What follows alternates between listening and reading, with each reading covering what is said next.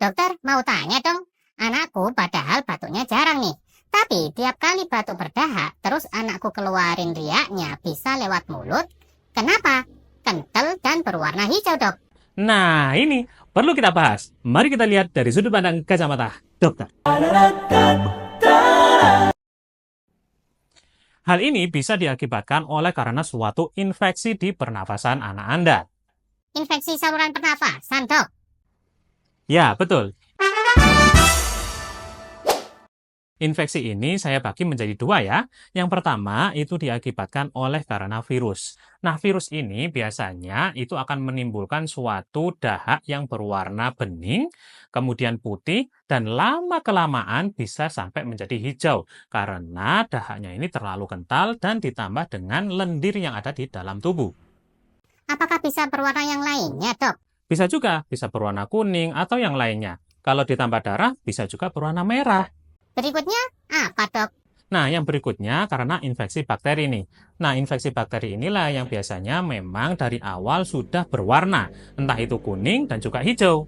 Dan memang kental ya, karena si anak ini mungkin juga mengalami dehidrasi.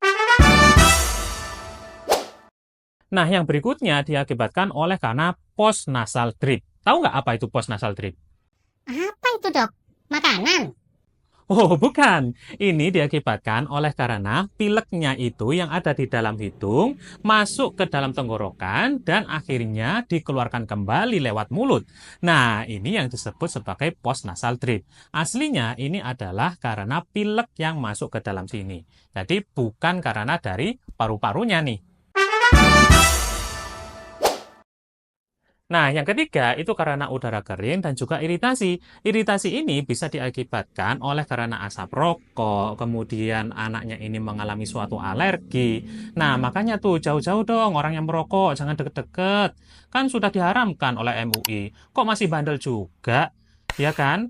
Haram loh merokok di depan banyak halayak umum. Nah, kalau merokok pakai helm,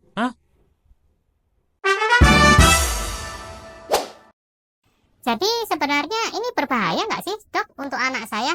Nah, ada beberapa kondisi yang mengharuskan Anda itu harus segera periksa ke dokter. Nah, kondisi seperti apa itu dan bagaimana cara mengatasi penyakit tersebut? Nah, mari kita lihat di video berikutnya. Makanya jangan lupa follow channel ini. Terima kasih, saya Dr. Yo. Wassalamualaikum.